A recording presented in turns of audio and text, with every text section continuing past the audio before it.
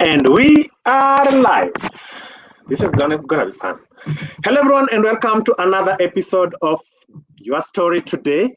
I just want to give you a bit of a background about your story today. Your story today is basically a conversation that we started a few weeks ago. And every Friday at 7 p.m., we sit here by the fire and have conversations about different things that are of interest to us. So we have conversations about life. We have conversations about family. We have conversations about crime, terrorism, love, and very many other things on Facebook and YouTube Live. So today we are going to have a very interesting show. It's going to run for the next hour or so.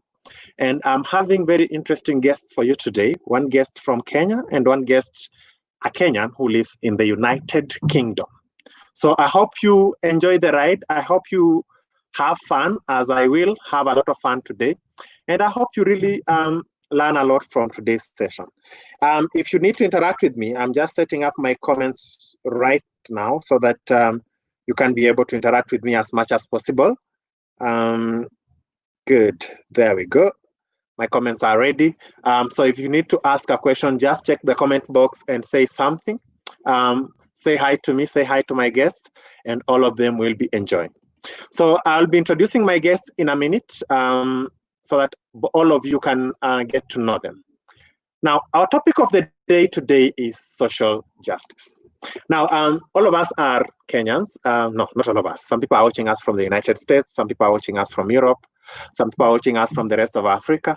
And some of the things that we grapple with are issues like wealth distribution, issues like colonization, issues like gender-based issues, and different aspects really of our society. And we try to find a balance between the things that we are doing and things that other people are doing. And there are people who have gotten out of their comfort zone to write about this. There are people who have stepped out of their shell to talk about this. And there are people who do different things about these particular topics. So my guests today come from two different perspectives. I have an author, a journalist, and a social media enthusiast. He likes controversy. He'll tell us a bit about that.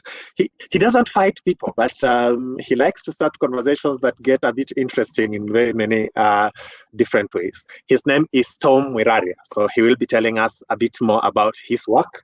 And also he'll be telling us a bit more about this book. He's the author of Land of Bones, one of the best stories that I've read that is really just centered about different aspects in the society in Kenya, especially, and he'll be telling us a bit more about that. My other guest is a life coach, a fitness enthusiast, and a lot many other things. Now, we have agreed that I'm not going to say a lot about those other things on this recording, unless you really ask, but if you don't, I'm not really going to say about them. But then he does a lot of things in that particular area. So I want to welcome them one by one. If you are watching us from wherever you are watching us, remember to share this stream. You can start a live watch party on your own timeline. You can share it on your timeline in a group or anywhere so that you can be able to reach as many people as we can. We are live on Facebook Live, the Writers Guild Kenya. We are live on Facebook, the Writers Guild Kenya. So I want to welcome my guests, one after the other. Now, if I start with Tom and I end with Shila, I'm in trouble because Tom always says he's the first among many. And Shila always says ladies first. So I'm in trouble if I start with Tom and I end with Shila. If I start with Shila and I end with Tom, I'm in trouble because Shila will not forgive me for that. She always says she's she actually practices being the best, and she always endeavors to be the best in everything that she does. I am in trouble either way. So I'm just going to start anywhere. So I'll be in trouble at the end of this show, and I hope all of you can be able to defend me in the comments. I just start with all of them at the same time. So let me just do this. This is a very good way to get myself out of jail by not bringing anyone first and anyone last. So none of you has the rights to accuse me. Tom, Sheila, hi. Hi. How are you doing? Both of you look brighter than the host, and my viewers know that we've agreed on this host. No one should look more handsome or more beautiful than the host. So all of you owe me a fine for looking more handsome or beautiful than I am. I hope you consent to paying that fine. Oh no. Come on. Tom, are you paying? Now that you brought us together, that is social justice. I don't think that's social justice, though. Are you trying to say that if you pay me, we are going against social justice? Yes, because social justice has to do with it's not really justice. Social justice is actually justice, but you have exercised fairness, which is justice. Okay, now that you guys are going to challenge me on this, and I really don't know how to defend myself, I'm just going to be calm about it, and then I will know how to attack all of you a bit later. Now, people have already started bringing war in the comments. Somebody's saying ladies first. Come on, okay, I'm not going to I'm calm. So let me introduce my guest. As I said, Tom Mwiraria. I'm sure I didn't introduce you well, and Sheila. And as Lucas has said, I'm just going to project Lucas' comments so that you can see what Lucas is saying. Lucas says ladies first. So clearly Sheila is going to go first. Sheila, who is Sheila? Who is Sheila? As you can see, it's me. I am Shila Chebet. I am, as you introduced me, I am jack of many trades and a master of all of them, or a mistress of all of them. The common phrase out there is that when you're a jack of all trades or a Jill of all trades, you are a master or a mistress of none. It's a ruse, it's a lie. It's something that is said from a point of scarcity. But I come from a point of abundance and I say, you can be many things. I am those many things. And as you mentioned here, some of them, I am a life coach. I am a social justice advocate. I specialize mainly on gender activism and race activism. Two things that I feel social justice is needed there when it comes to matters to do with race and when it comes to matters to do with gender. I'm also a fitness enthusiast, a personal trainer, a running coach. I am also studying to be a herbalist. Yes, I'm going to do herbalist. I am going down the herbal medicine route. And this is part of my African spirituality teacher. I'm going to be a teacher of African spirituality, and that compounds many other disciplines in there.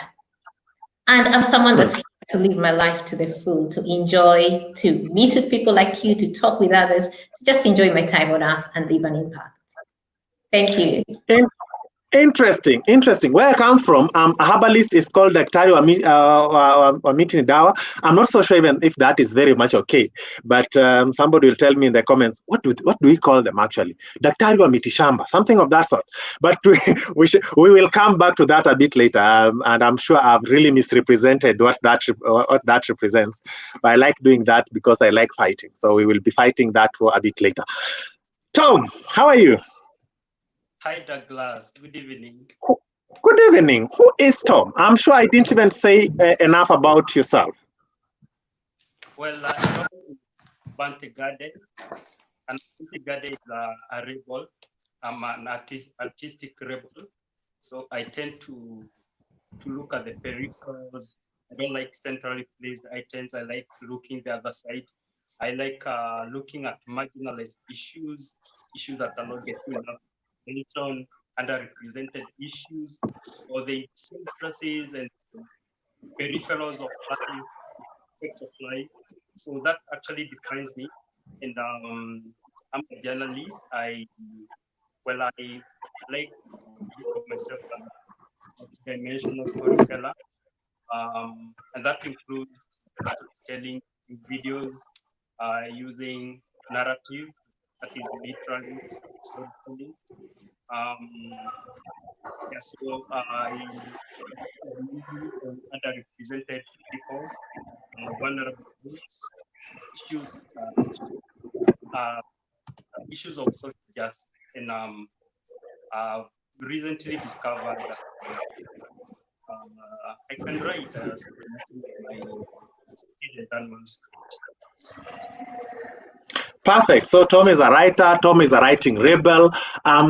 When Kenya was starting, rebels were punished. So I hope nobody will be coming to punish you today, and I'll be making sure of that. So don't even worry about it. So to my viewers, if you have any questions, just drop it in the comment box, and I'll be answering them. No, I will not be answering them. My guests will be answering them as they come. Scholastica is saying, Sheila, your CV is something to die for. Please don't die. We still need you here. We still need you to watch next week, so don't die today. Just for context, Sheila is also our resident guest, our resident panelist. She will be here with us for a very, very long time because, as you heard, there are a lot of things that she does that are very interesting and very relevant to what we'll be doing moving forward. So Tom, I want to start with you, and I want to start at a very unconventional place. You are an author. You believe you can write, but I think you have already written. And you are an author of this book. And don't even ask me where I found it, because that's what I do. I steal people's books. Tell us about that book. Well, The Land of Bones was a tangerine of sadness. That is, I was very sad when I wrote The Land of Bones about issues that are really wrong about our society. So it was sadness ripened. And so it's a collection of short stories, some that are inspired by things that I've observed over time. And yeah, about mainly social justice. And you cover different stories from different aspects of the Kenyan narrative, both from the aspect of local people and also the aspect of national politics and aspects like that. Am I right to say that? Sure, you're right. And that's very interesting. For example, there's a story, the elderly, lonely woman. She was a hermit. She was a lonely woman who lived at the edge of the forest. And this is a story that was inspired by a real event that happened when I was growing up in the hills. So one evening we are coming from school, and there is we hear a lot of noise from the other side of the hills, and we get to learn that some old men and women who are burnt alive on suspicion of witchcraft. So these were lonely elderly people, and that was very shocking and unnerving to me. And it was later found out that they were lonely old people. So that story was inspired by some real events. Like almost of the stories are inspired by real events. And that's really, really interesting. Coming to you, Sheila, there's something that you mentioned in your bio that made me very interested, that you used to write poetry. Tell me a bit about that. And where did the writing go? Okay, the writing hasn't gone anywhere. I've got a lot of writing material, as you can see through even my Facebook posts and through the lots of case studies that we see elsewhere when I'm doing my life coaching courses. You can see that there's creativity there because I create just like that. I've got a writing talent. It is my first talent. And through that writing talent, I'm able to do many other things. I am also an editor of many other things out there. And that is based on my writing talent. So of the many things that I write short stories around race, around gender, around social justice, basically. And I also write poetry as well. My poetry, for one reason or another, my poetry normally are sad poems. I am unable to write happy poems. For one reason or another, I write sad poems. And again, when it comes to poems, my first degree is in literature. So I studied literature. I'm a teacher of English and literature. So when I studied poetry, I was taught about stylistic devices, the rhyme and the sarcasm and the irony and the paradox and the alliteration. So my poems also stick to that. I don't write freestyle, I can, but I always find I'm stuck writing like Shakespeare sonnets and all that. Yes, so I do write poetry. And my poems, they're very out there, some on Facebook as well. So yes, but one of the poetry, I also get commissioned to write for people. Like even in Facebook itself, when I've written poems or anything, people have come to me and said, "My mother is sick. Can you write a poem for her?" Or I'm going to propose marriage to someone. Can you write a poem for me? So I can do that as well. I can write while prompted. Yes. Those, especially those who want to propose to people, Sheila will be writing poems to you or for you, so that you can go and say them to your Eshipepis. I don't even know what that means, but I think it means something very nice. What you have to know is that if I'm going to write a poem for proposal purposes, because of the poets, you know, I've got the poet, because of the poetic license, you may end up promising more than you can deliver. So go easy. Well, I'm really going to be engaging you on that on a very private conversation, because then promises have consequences, and I don't really want to face consequences. In my comments, I have one very angry person with my face. Now, she said that she really wanted me to start interviewing you guys because I was wasting her time. Elizabeth, I'm sorry. We are sorry. We will be continuing with that very much shortly. Lucas says Sheila should recite a poem. We will come back to you on that. And because somebody asked, this could just be another proposal. I don't know. We will see how that goes. So, back to you, Sheila, before I come back to Tom and his journalism. You do life coach stuff. And before we come to really the social justice issues that you talk about, tell us about life coaching and what you do there and what you do with gene coaching. With life coaching, a lot of the time people ask, who's a life coach or what is a life coach? And the answer in very simplistic terms, I always say, we go through life. All of us here are alive, yeah? And we come to life without any model, any blueprint. We come and we just wing it. And sometimes when you're going through life, we need that help. You know, the same way we have a coach. You know, when people are playing basketball or football, they have a coach that guides them. The coach, you know, that propels them and motivates them. The same way, if you have a business, you have a business coach or a finance coach. You know, there's always a coach guiding you through something. So a life coach is someone that guides you through life, someone that helps you through life. So you discuss life issues, but a life coach is a calling. You don't wake up one day and say, I want to be a life coach. It's something that comes from deep within. It's a gift. It's a spiritual gift, as it is. Not religious gift, spiritual gift. So what I do with that, I'm someone that supports people through life.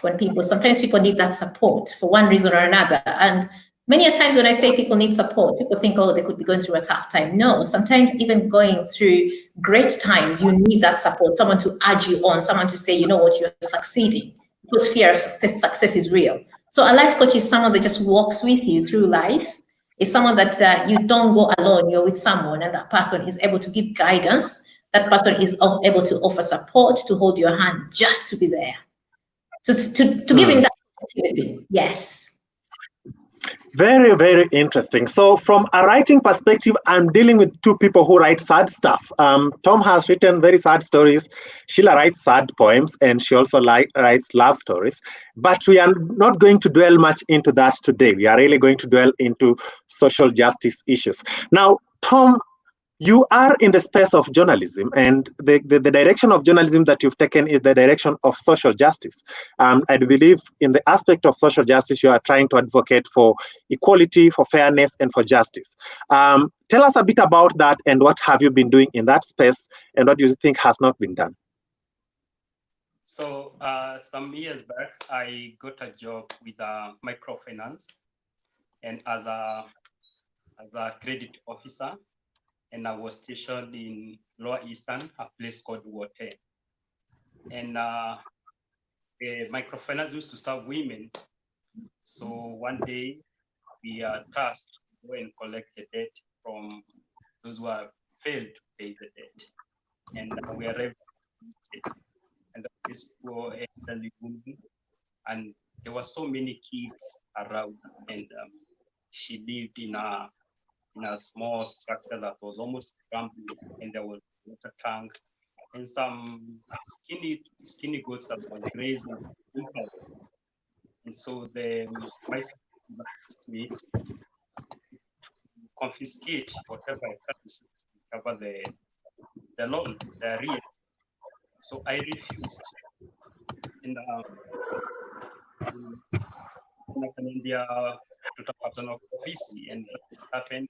And so I was trying not to do such an act. I could not start seeing the tears of another. So I quit the job and I came to Nairobi to try writing. In 2014, there was a rampant killing of rhinos, elephants. The market in the Far East was booming, the trophy market, and that happened to me, right? I wrote poetry that was so hard to write puzzle, because I used to believe poetry has to be so hard. It has to be very tricky. Some mathematical, so it was really hard even for readers to understand. But I was declaring about and that is when my journey of social justice started. And I started traveling around the country, and I that's when I learned about stateless people, like the Makonde people, the Pemba people, and the Shona people. Yeah, so I understood that people are stateless, meaning their kids don't go to school, they don't access health services, so they're marginalized since they don't have any independence, and that is, I thought I should do something for them, because social justice is about distribution of public services.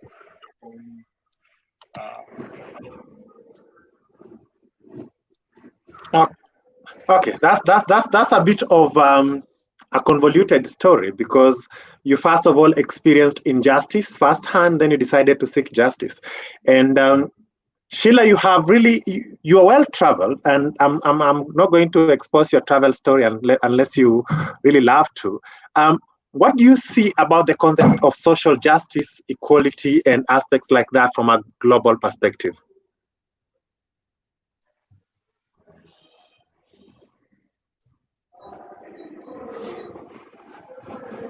Sorry, I muted myself.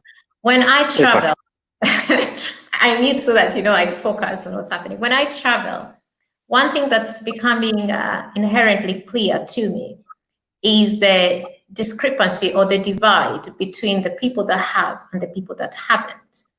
And that is across all the many countries I travel. I travel extensively in Europe. I travel extensively in Africa.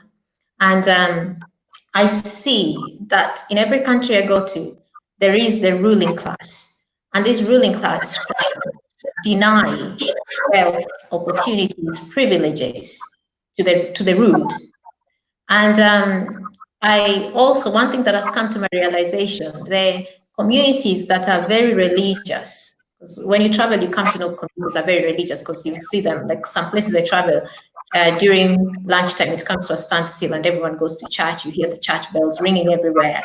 And you know that these are very religious communities. I've found a direct link between religion and social injustices. And I'm coming to that conclusion that whereby the people are religious, they somehow are more tolerant of social injustice. They somehow accept it.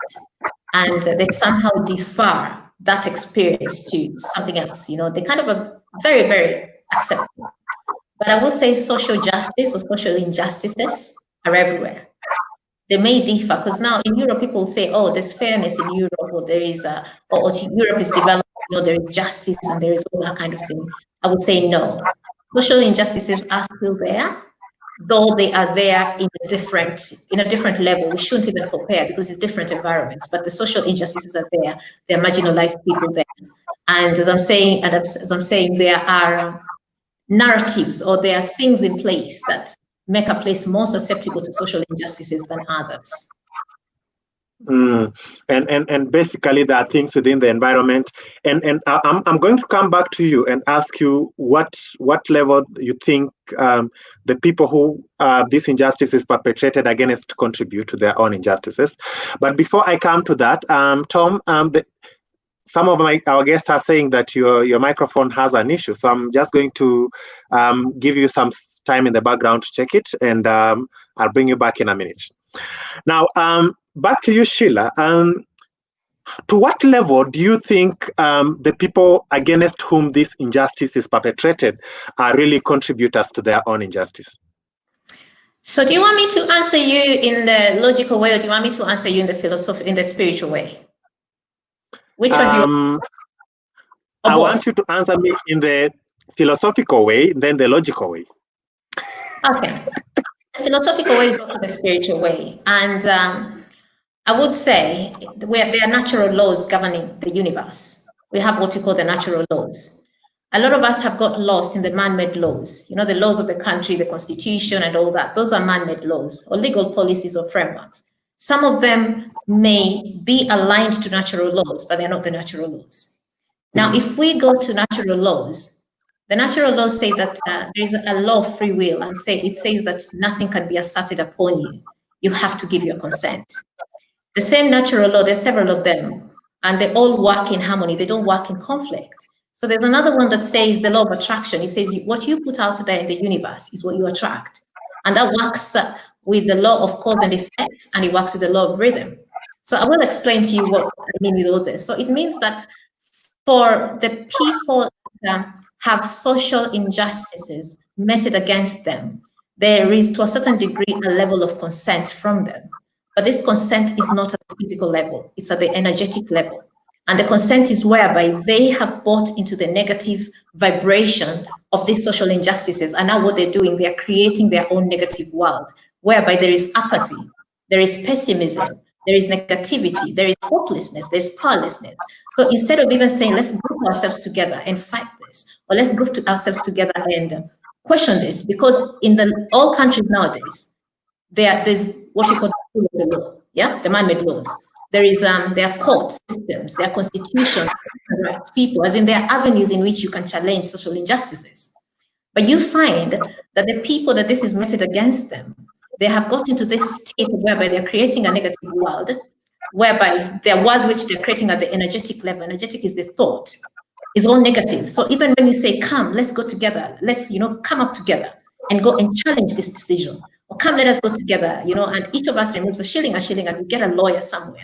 Or let's go on the street and just protest. We have to protest this. But you find they say, oh, nothing is going to come out of this. Oh, we leave it in the hands of God. Oh, blessed are those that suffer. So you see, when you're getting to that level, there is consent, and there is somehow they're creating that.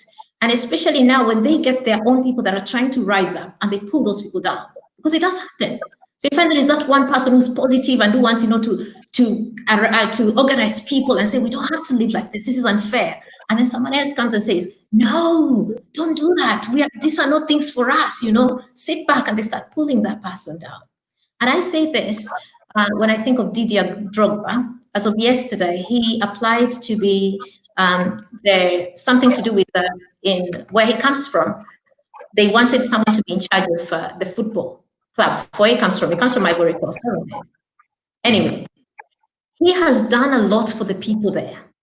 He has done a lot. He did not get even a single vote, And this was just an example. The people say that he did not politic right. The people that are voting for him, the comment they gave, not even a single vote, even one. Meaning even his own family didn't vote for him. But he is someone whose philanthropic work is out there. We know he does these things. But no one voted for him. And this is an example whereby they say that people are refused, they're denied by their own. And you find that people that are facing social injustices, they want to be saved. And they want to be saved by someone else, not them. So a lot of them are sitting waiting to be saved. And they are hoping that the oppressor, the person oppressing them, is the one that will come and save them. Whereas if one of them in their midst stands up and says, hey, I am going to save you, or I'm going to organize this, they try to pull that person down. So philosophically, I would say they are, I won't say they are responsible for their lot in life, of the social injustices, but I would say they are responsible for improving themselves. That responsibility is theirs. So even if we have external animators coming in the community, like I'm a social activist, I'm a social justice advocate. So if I go in a community, I am only going as someone that is just coming to inject that hope and positivity, to maybe give some skills to them. But the mantle, it is theirs to carry. It is not mine. It's someone external. Very, very interesting. But logically, you had asked logically. Logically, someone would say, you know what, they are blameless. They need to be saved. They can sit there and wait for someone else to come and save them, because everything that's happened to them had nothing to do with them. And most of the time, sometimes it has nothing to do with them. They are just in this situation, but to save themselves, it has to be them. And it has to start at the mental level, whereby they have to say, you know what, we cannot live like this. It needs to change. That's very interesting. Now, let me see whether Tom's microphone has managed to work. Tom, has your microphone managed to work well? I believe he's still trying to sort it out. It's okay. It's better, but he's still trying to sort it out. Now, Shila, let's speak about this issue also from a family point of view. And social justice does not just happen on a national scale. Social justice happens in both big and small bits. And before somebody consents or somebody gives up his life to being oppressed by another person that they haven't known, they have been oppressed before, or they have been partnered in that particular way. Would you say that I'm right in saying that? And what is the contribution of family and the upbringing of somebody in the kind of suffering and trouble they go through? I would say family is whereby it all starts. Remember, the family is the smallest society. When we talk about the society, when we even talk about the nation is just a myriad of small families coming together. So the family is the smallest unit of the society, the smallest society. So the oppression starts at that family level. And then it grows and grows and grows. And so you find several families in one place. They're all oppressed by one family, by one person. So it starts in the family. And when you ask, how does it start in the family? It is in the family that oppression is normalized. It is in the family that social injustices are normalized. It is in the family that self-esteem is killed or built. It is in the family that fighting spirit is built or killed. So everything starts in the family. Now, when we talk about the family, we're talking about, a lot of the time when we talk about family, people are talking about the mother, the father, and the children. When we talk about the family, we go back generations. It's just not the mother, father, and children. It's the generation. It's the mother before that, the father before that, and the mother before that mother. The mother before that mother before that mother, the father before that father before that father. So we go down the family line, and that is the family. So we go down the family line and see, where did the rain start beating us? A lot of the time we are treating the symptoms. A lot of the time we're looking at this last family here. We're looking at Logedi, his wife and his children, and the oppression that's happening there. We don't have to look at that. We have to look at, where did Logedi come from? How was Logedi's father like? How was Logedi's mother's like? How was Logedi's father's mother like?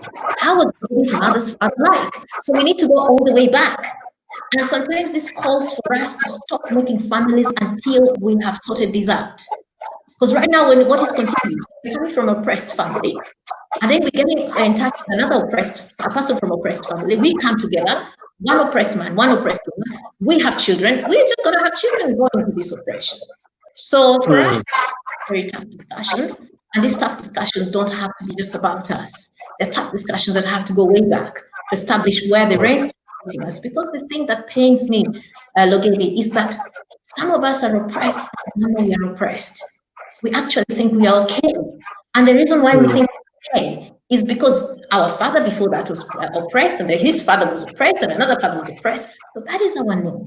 So when someone comes to us and feel like this, they're like, this is how we know, and we are fine, we're surviving, you're okay, When we've reached that point, we go back, we answer your other question. Who do you blame at this point? If someone doesn't want to be saved. But I said it's not a matter of blaming, it's a matter of enlightening. It's a matter of awakening that consciousness. And it comes in very many forms. And I think it also comes in small doses. Before you know it, it's too big for you to handle. But let's hold on to that thought. Vicky Okwaro is saying, proud of you, my coach, Shila Chebet. And then she goes down there and asks that I am Dimf Okwaro. I think that's her name. No. I hope I didn't get it wrong. They're sisters. They are sisters. He's calling Dimf. Oh, how did two people come to have very interesting names? Vicky, Dimf, Vicky. I'll come back to that a bit later. Casey says, I'm so proud of my coach. She's incredibly, guys. Wait, she's incredibly, guys? She's incredible, guys, but I think she's incredibly, guys, sounds very interesting. The statement I'd want to interrogate and see how far it goes, but that's also a story for another day. Beatrice Mutia is just loving this. Welcome, Beatrice. Joy is saying Sheila is full package, smart, brilliant, and funny. Well, that's a very interesting comment that we'll come back to. Odiambo Kauma is just saying that Tom's mic was not good. Lucas is also saying Tom to adjust his mic. Tom is fully adjusted. We'll be getting that in a minute. Noel, I think, is calling Edwards. I hope Edwards managed to get in. There's somebody who is very interesting here, calling a lot of people into the stream. Thank you very much. I hope they have all joined. An amazing conversation. Cindy says, welcome, Cindy, and thank you very much. Cindy also says, I'm glad I'm tuning in. So welcome all. If you have not pressed the share button, kindly press so that your friends can come. You can also just invite your friends in the comments, and I'll also read your friends' names if I can. Now, Tom, let's see whether your microphone is working well right now. Is it? I believe it is. Can you get me? Perfect, perfect. Your microphone is working very well. Now, while you are away, Sheila did not say anything very interesting about you or very annoying about you. So I just want to make sure that you are very happy at this point that Sheila is a very nice person. She didn't say anything that you will not hear. And I know you are listening in the background. Now, Tom, you work in the area of journalism, and a very interesting perspective that Sheila has brought, and I want to see how you will tie this in with the story that you brought in. Sheila argues that the people who are oppressed have been oppressed before. The people who face social injustices, the people who faced wealth distribution issues, abuse from family and parents, have been abused before, and it's been normalized throughout their system. Would you say that is something that you've observed as you do your work? Yes, that is observation I have made. Social justice has to do with histories of the people and the culture. If you look at the minority communities in Kenya, they have been historically at the peripherals of everything that happens in our society. So social justice is just about making sure that public service and public goods they reach these people. There is a difference between social justice and equity. Equity says that everyone should maybe get an equal share of everything.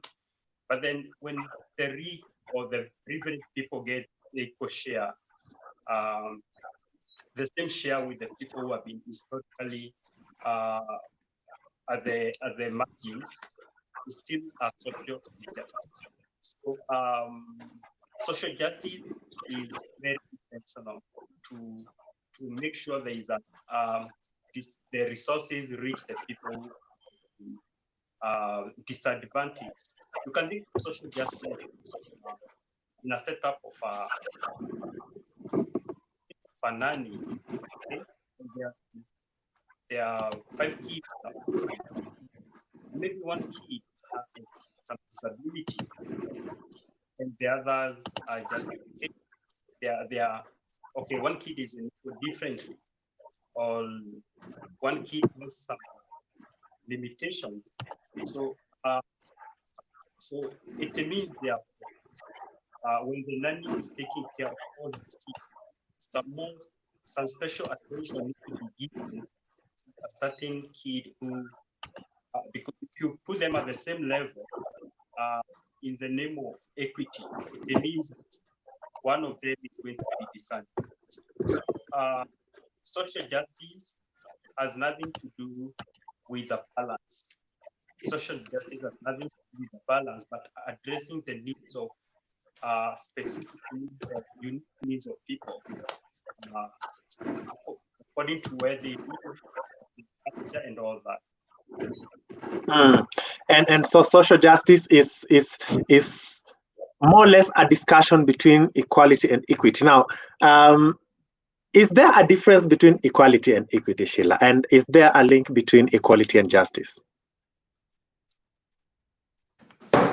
Yes, there's a difference between equality and equity, and there is a difference, and there is a link between both of them with justice. The example that I would give between equality and equity, you Logedi, you're quite tall, I'm quite short.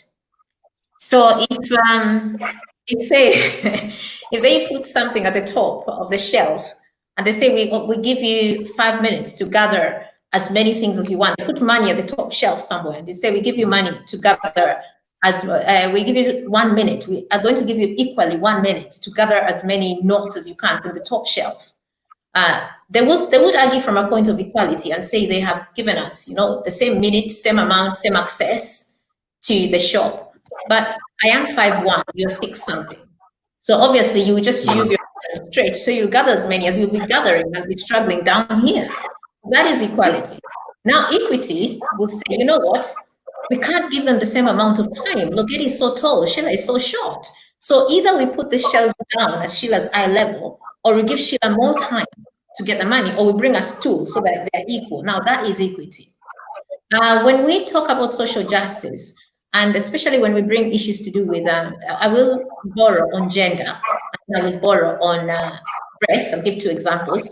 And they say, for example, on gender, let's say in politics in Kenya, during campaign period or during when their positions, political positions, or and whenever there is anything and we have a marginalized group of people, and you say we're giving them equal opportunities for it, because of the historical injustices that are there and the biases that are there, the prejudice that's already there, you find the woman will not be competing favorably against the man. The odds are skewed in favor of the man.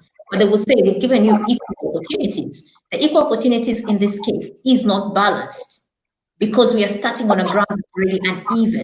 That is equality. Now, inequity, they would say, you know what, this is a patriarchal country. They don't like voting for women. So in this case, we cannot let a man compete with a woman on the ballot.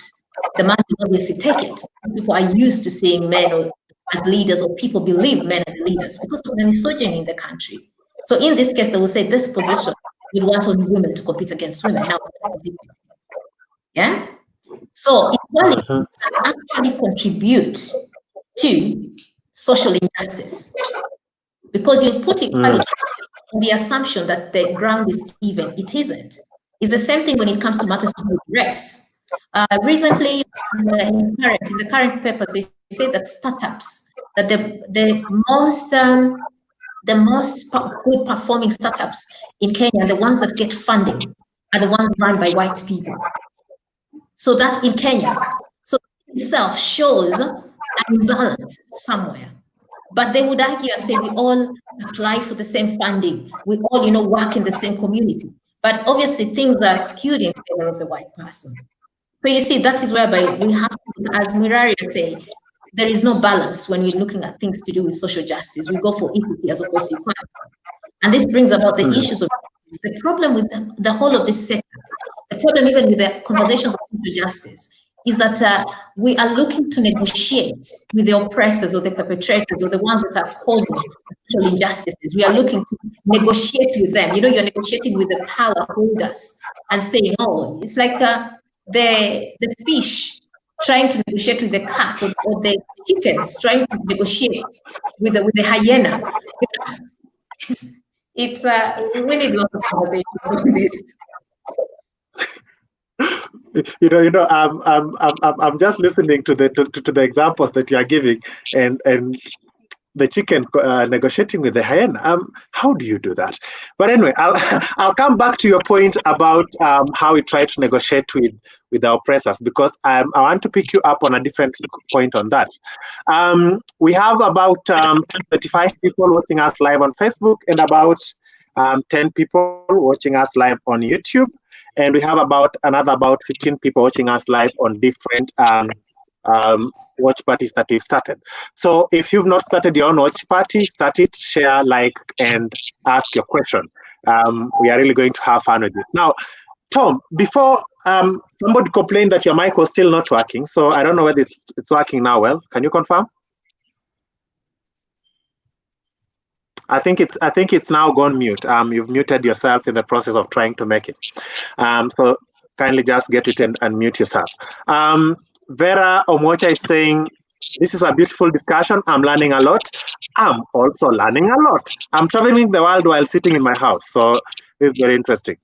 I believe Cindy Jeffress, I hope I got that name right. Cindy Jeffress, she says the examples are S.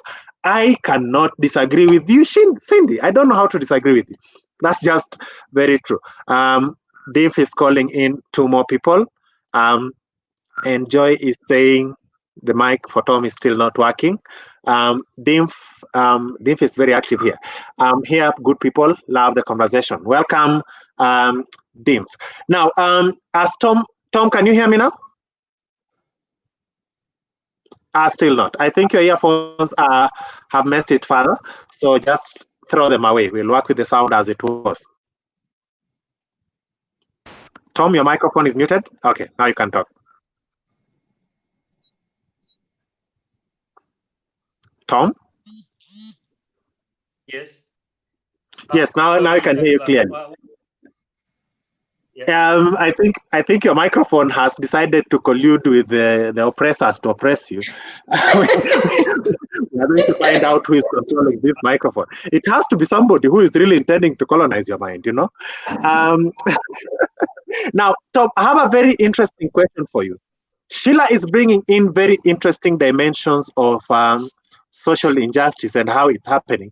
And the question I want to throw at you related to literature and journalism specifically is enough written about social justice and injustice?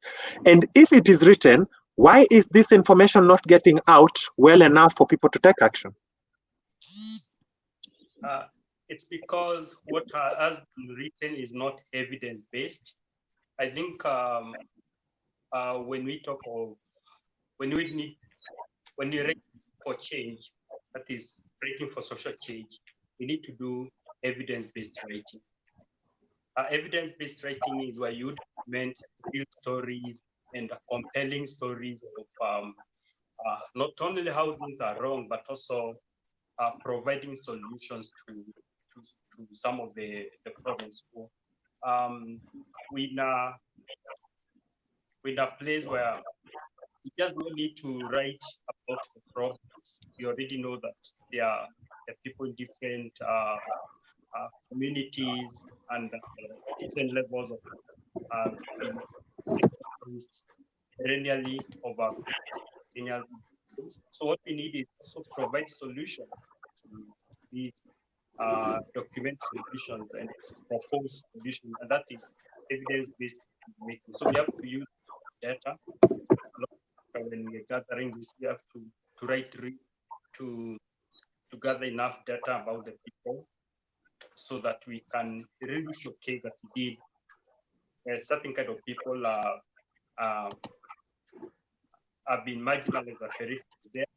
Then also come with solutions. So we need 3 aspects. We need data which is evidence-based because those problems have a story. If you want to bring in a complete story of write a story, bring in the problems and then the solutions. And that is not enough. The problems have to be evidence-based, and the solution also have to be evidence-based. They should not be feel-good or ideas generated from nowhere. They need to be maybe cases of where policies work and then proposing them in coming up with a policy document. And lastly, there is a need for human-centered design. Human-centered design is creating solutions from the user perspective. Like if you talk about the homeless people, you have to ask them, what are the needs? So the disconnect has been a lot of writers or activists, they don't really understand. They don't generate solutions from the user, the people. They think from their, they just imagine of the solution have to come also from the people. They have to involve the people who are disadvantaged by the systems of governance or society. And Sheila, where then do we draw the boundary between evidence-based writing and victimization? Because then, if you are going to share people's stories, there is a point where that becomes victimization, and that becomes also exposing the victims too much. Where in the writing space then do people draw the boundary between victimization and doing evidence-based writing?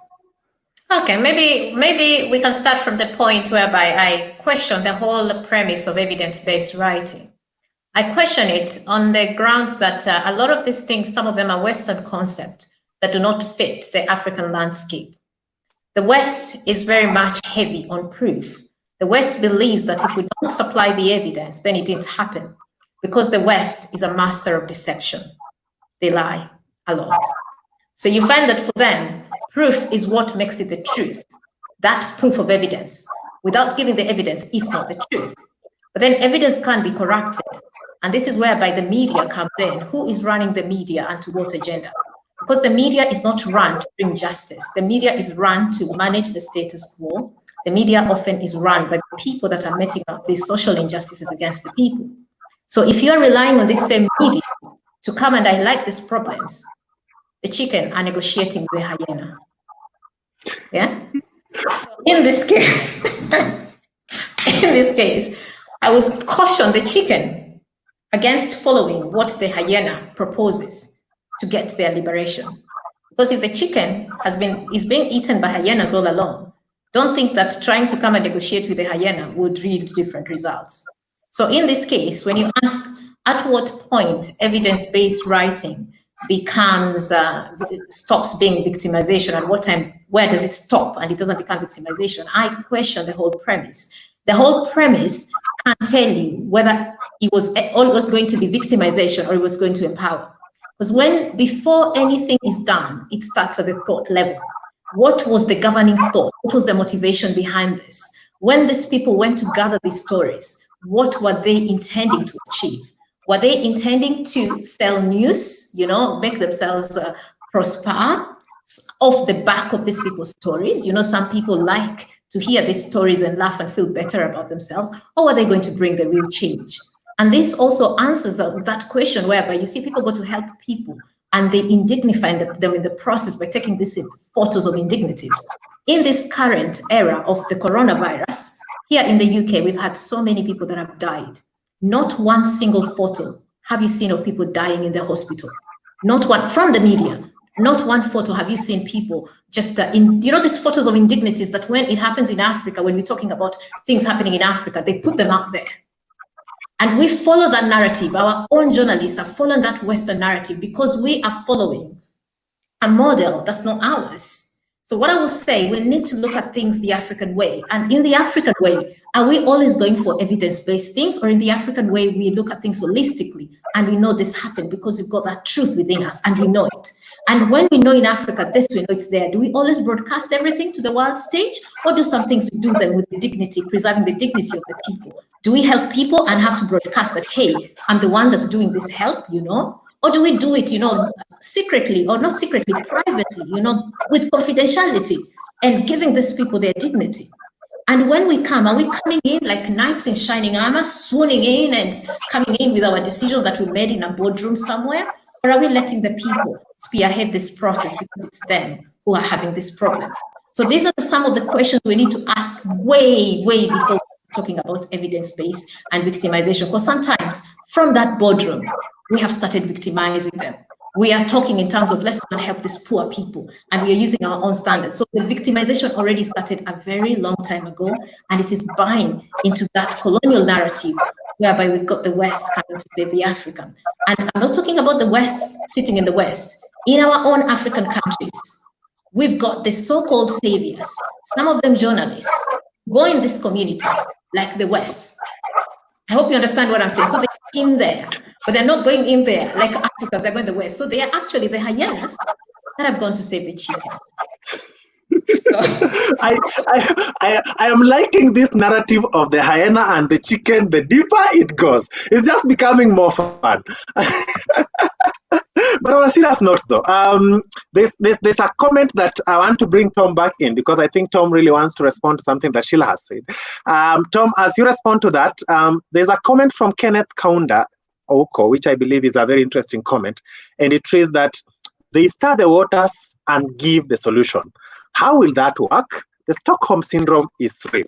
And for the benefit of my viewers, the Stockholm Syndrome is a very interesting thing, which I will explain in the most layman language possible. It's a problem where somebody comes into your house to attack you, that's a robber at night, with a gun on your neck, and then you marry that person. You fall in love with that person. I hope I explained it in the most layman way possible, where you fall in love or you start believing that your oppressor is helping you in a way. So, Tom, how will that work? They come to stir the waters and then they pretend to give the solution. And as you answer that, Tom, I would want to challenge you on another aspect. Are we writing more rumors than facts? Are we writing more of what somebody else somewhere would read than writing about what's happening? Because I remember we had some time back, we had the attack that happened at the Dusit D2, the terrorist attack, and people were posting photos of the dead somewhere. And these were respected media, the likes, and we should mention them really. CNN was part of this problem. And I remember Kenyans on Twitter, which is the strongest army that Kenya has. It fights our enemies on the ground, on air, and everywhere. And we never lose. Kenyans on Twitter really revolted against that. And going back to what Shila has just said, you will not see that in Europe. People are dying in Italy a lot earlier in the coronavirus stage, and we never saw the photos. We just had the stories. Are we writing more rumors than facts? Okay, thank you, Shila, for the wonderful perspective you have brought in. There are some things I agree with you, others I don't agree with you. Let me first talk about what I agree with you. You've talked about involving the people who have been marginalized or at the peripherals, and that is human-centered design. Human-centered design is creating solutions from the people who are really experiencing their problems. And that is kind of my approach when I'm writing my story. I just use human-centered design. But then you cannot without evidence. You cannot talk about social without the element of truth and accuracy. Truth and accuracy are the tenets of ethical journalism, and there is no journalism without truth or without accuracy. So you must get your facts right. You must be very truthful. You must be very truthful. And for you to be truthful, you must get your facts right. And that is where evidence-based writing comes in. Like if you say homeless people, homeless community in Kenya are at a risk of COVID-19, catching COVID-19 infection. You cannot shoot from the hip. You just have to get the facts right and evidence, data in all its various forms. It could be videos, it could be photos, it could be interviewing the people and documenting all that, so that now you can present a watertight case to the policymakers, people who can influence or the actors who can bring about change. And that is the power of truth, accuracy, data, bringing all this together for you to have a watertight case to present. Otherwise, we've not been seeing anything being effective. It's mostly littered with emotions and sentiments and little to do with the data and tangible solutions. So we cannot talk of social justice without the element of truth. Now, this is really going to become very interesting, Tom, because before I just get back to Shila, there's a comment from Cindy Jeffreys here, which I want to hear what you think about it. And she just posted this while you are speaking, so I believe this was addressed to you. She says that's trauma porn, and it dehumanizes the people. The more gory pictures and videos shared, the more it gets normalized in the subconscious. So Cindy basically is saying, if we don't draw a good line between evidence and trauma porn, we are treading on a very dangerous path here, where we are exposing people to normalize abuse or to normalize social injustice, and now take this issue as normal. For example, police have been beating people all over the place, and police brutality has always been there. And the more we shared those pictures during the post-election violence, the more it has become normal. So when the curfew was instituted in Kenya and a few photos of people being beaten around were being shared on social media, no one was making noise about it because I think we normalized it already. Do you believe the line between trauma porn, as Cindy calls it, and evidence-based reporting and writing for both authors and journalists is becoming too blurred to be clear? First of all, we must recognize that silence is injustice, is a social injustice. So when people are silent, when wrong things are being done in the side of the oppressors, it is the side of the wicked people. So social injustice is not doing the bad things only, but also being silent when exploitation and oppression is happening. So we have to speak out. We have to expose the rot in our society. We cannot sweep it under the carpet. We cannot hide the skeleton in the carpet. We have to expose it. But there are ethics of ethical journalism, like that you cannot broadcast and publish nudity or very graphic images. So unethical journalism knows the kind of ethics to circulate.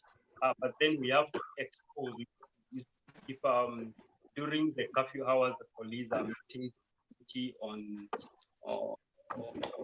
we have to really expose that. We have to expose the what is happening in our society, because if we don't talk about it, it will continue.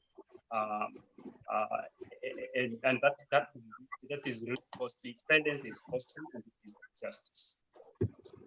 And that's very much interesting. There are two comments from Ken, and I'll come back to you with that in a bit, Tom. Dim Okwaro says, Hedwin Thangala, that is what you need right now. What? I need Hedwin Thangala. What on earth is Hedwin Thangala? It sounds like something that I should be eating from the water, direct from the sea, without even cooking it. It sounds like something that has I don't know, smells like fish and tastes like chicken. That's a very, very, very interesting mix. Now, Sheila, before I come back to Tom, I want to come to you with a comment here from Odhiambo, and I believe you would want to respond to what Tom has said as you answer this question. Odhiambo says, interesting perspective from Sheila, but I think there is some level of universality when dealing with evidence-based stories. I do not believe that it is wholly a tool of victimization, even from an Afrocentric front. I wonder how she will define truth and evidence. So, how do you define truth and evidence? I define truth and evidence. First of all, I'll start with truth. I define truth as being evident by itself. We feel the truth. We know the truth. It's in harmony with us. This idea of being told the truth is something out there and we don't believe until we've been provided with evidence. That is not an African way of thinking. That is not a holistic way of thinking. That is a way of thinking in which people that have been desensitized from their inner beings, people that have been desensitized from their feelings, talk like. And we must appreciate that a lot of our media people have been desensitized because of the gory images that they see, because of the very traumatic stories. They are very much, they're very much been desensitized into this trauma porn, and they've lost what we call privacy of the soul. So when they see these things, these are everyday things. And many of our journalists, in fact, many of them do not have any kind of counseling or therapy or grounding things to help them and see these things that they have seen. As it is here in the West, they have kind of like counseling going on, and they have a lot of things going on that helps them do that. For ours, I think you deal with your own trauma in your own way, which many of them internalize, and therefore they become quite insensitive to these things because they've normalized it. So a lot of the time you find, even when you're talking with this journalist, you will fail to agree because you're looking at it from very different points of view. Some of us that are very much sensitive to these things are sensitive to the truth without being presented evidence because we feel it, because we know it. And this is a capability and a capacity for every other human. It becomes very hard to negotiate with someone who feels that if you haven't given me the evidence, then that's not the truth. Now, so I will define the truth as something that is there. It is, the truth itself stands on its own. Now, one thing I have to make it clear, I'm not saying that we shouldn't go after evidence. What I'm saying is that the evidence should be in harmony with the truth. It should not be something that is dictated to us, that this is what you have to look for, and this is what you have to do, and this is what you have to say, because people have their biases. And sometimes when people are out of their comfort zone or out of the things they know, they disregard them and they say it can't be like this. And sometimes when you're dealing with traumatized people, one of the body's response of dealing with trauma is amnesia. You can actually forget. Your conscious, your subconscious can actually lock away some things. So if you are going again for these stories, you have to know how to deal with these people. You have to have some teachings to do with even mental illness and knowing how you can get the story out of the people. And there has to be a lot. It's not just about writing the story. And when we talk about evidence, some of these things are not for us to see. Like, for example, like you can bring a social justice issue, you as the journalist, you as the writer of the story, without going and putting it out there in public. This reminds me of this award-winning photography of this guy that he took the photograph of a child who the vulture was waiting for. He won a photography competition. The photograph was a vulture, was sitting there waiting for this young African child to die so that the vulture could eat it. Someone could say that's evidence of hunger in Sudan or something, but you see, that's not something we need to see. And that is not even something that you need to take a photograph and put it in competition, but you find that fits within the truth and evidence base that's put out there, and someone would even put social justice in it. But even the person that took that photograph became so distressed that he committed suicide after. They linked his suicide to that photo. Anyway, there's a lot of ethics around it. So let's not talk about, bringing stories out. We have to put ethics around it. We have to put humanity around it. We have to put empathy and compassion around that. That doesn't mean these are all part and parcel of social justice. And these are all part and parcel of the truth and the evidence. And we have to know some of these things. We can bring them as stories without putting the photos out there, without putting the names out there. As we can look at what the West has done when they're talking about their corona stories. They have put the information out there. They've not put a single photo trying to dehumanize people, to try to have trauma upon, but the message is out there. I am sure the evidence, when it's required by the stakeholders that are going to take care of it, they are given that evidence. And this is where there's a difference between our people and other people. Our people just put it out there. You hear, oh, this woman has been beaten by her husband, or her in-laws have done that, and they put the picture of the woman being beaten. Oh, she's been burnt her private parts, and they put the picture of the private parts out there because they're looking for the evidence base. So we have to have that kind of like ethics around it, and know that, you know what, yes, I'm bringing this story forth, but when I'm bringing this story forth, I've carried this, I've looked at the facts, I've looked at the truth, I've looked at the accuracy. Do I need to put it out on the national papers? And then, oh, if I don't put national papers, I'm not going to win. I'm not going to win an award. You know what? Social justice is not about winning awards. It's about curing the social ills that are there. And if you don't get accolades, so be it. You have cured the social ill. Well, now I want to bring the temperatures down a bit. The temperatures have gone to another level in the comments, and I'm scrambling to catch a breath here. Now, to my viewers, welcome. If you're just joining us, this is another session of Your Story Today. Today, we are talking about social justice, and these are issues. If you just go through the comments, you'll discover these are issues that face us in the society every single day, and this has generated very fast into evidence-based writing, and it's generated very fast into the journalism space. So I just want to read some comments here, and then I will come back to you, Tom, because I'm pretty sure you really want to respond to one or two things. Kenneth Kaunda says, writers have the capacity to change the narrative, but most of them are also following the tracks of our oppressors. We don't carve our path for ourselves in anything. And he has said in anything. This is very interesting. May it's because, I think he intended to say, maybe it's because we don't pay the piper, so we can't claim the tune. And I will want to get your perspective on this, Tom. Are our writers authentic at all? So write that somewhere, because I'll want to get your comment on this. I believe I had read that from Kenneth. Now, Ken also asked Tom, has Tom looked into the image representation and how it was used to dehumanize the Black people? I believe that is the development of racism. Tom, I'll be coming back to you on that. Cindy says, indeed, I believe this is where Sheila was talking about equality and the state of our reporting in terms of using gory images. Cindy also continues to say, the truth is default and it comes to us naturally and effortlessly, making evidence rather unnecessary. So I believe this is in response to Sheila's definition of the truth. And Sheila, this is a very interesting perspective, which I want to get your comment on, because I believe there are two issues here that could either be agreeing or disagreeing. I'll get back to you on that. Madalitzo Firi. Hey, what a name. Madalitzo. Madalitzo, do you come from where I come from? Because mine is Luhangala. Our names look like tongue twisters. Madalitzo Firi says, great. Welcome, Madalitzo. Dave says, I agree, evidence-based journalism is traumatizing even to the consumers of the content. Tom, I'm coming back to you on that. Oma Ombara, hi, all the way from the United States. Oma says, true, desensitization happens when you see traumatic events every day and normalize it. Therapists will advise you to limit watching violent news. Evidence is great, but sometimes you have to trust people by their word. Evidence can also be manipulated. The difference is the same. I believe she's talking about evidence-based writing in response to what Sheila was saying. Dean has a question to Tom. My question to Tom, why is it that journalists thrive in negative stories as opposed to success stories? Tom, I'm really going to come back to you on this, because that's another very interesting part. Emma Mungute says, what you state is true, Sheila, very true. I believe that was what you are talking about, journalism.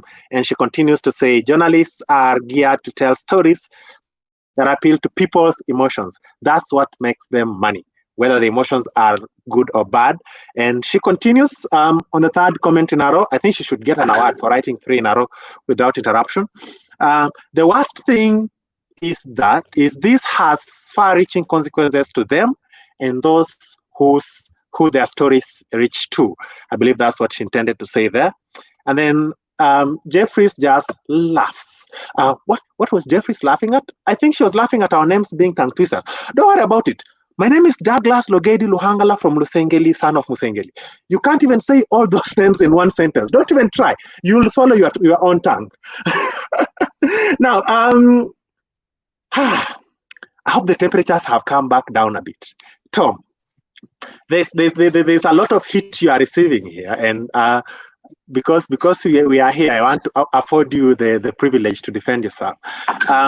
People are saying that journalists thrive in negative stories. Somebody asked whether you've read about Black characterization or image characterization and how it was used during the slavery periods. And somebody asked a direct, that was actually called image representation and how it was used. Somebody says the truth is default and you don't need evidence. And a direct question to you was, why do journalists thrive on negative stories rather than positive stories? I want you to conjugate all that into a response. Thank you, Sage. I think it's also unfair to say journalists thrive in negative, because that is stereotype. That is putting under one, and there's so many philosophies and ethics of journalism, and journalism across different cultures. So I've attended and I've been a beneficiary of a number of philosophies, including solution journalism, human-centered journalism, and all those kind of. So there are some journalists who drive negative stories, and those are not ethical journalists. So ethical journalism is, and actually journalism has evolved over time. journalism goes now, the contemporary journalism goes beyond 5 words as what.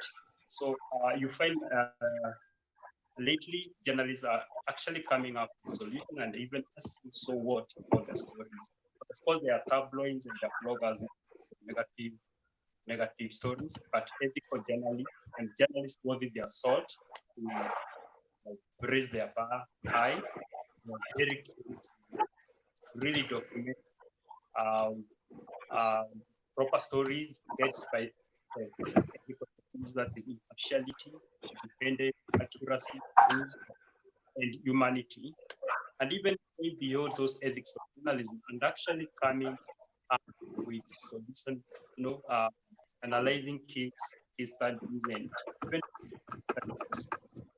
so journalism actually does the thing, but of course some markets, yeah, there's some journalists who are not like the ethics of journalism, ethical journalism. Now, when you talk about ethical journalism and lack of ethics in journalism, it opens another whole Pandora's box. And I'd want to pause on that and come back to Shila.